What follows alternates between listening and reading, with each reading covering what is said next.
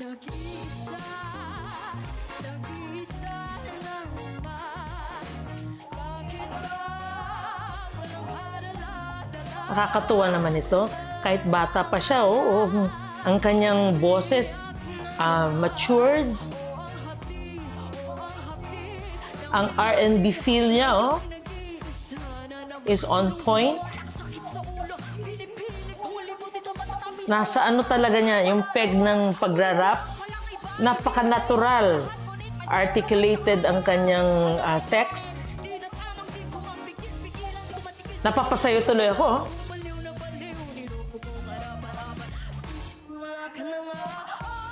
Serious, oh.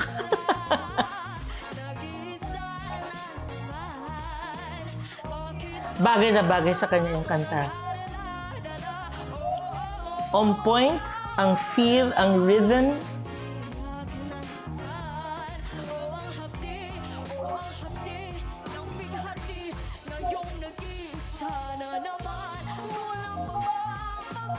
Very solid ang mid tones niya, ang section.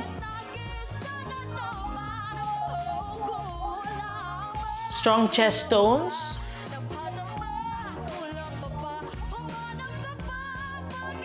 Ayan na. Full of angst. Wow, what power. Ang boses niya talaga ay talagang, kahit sa young age niya, medyo developed na.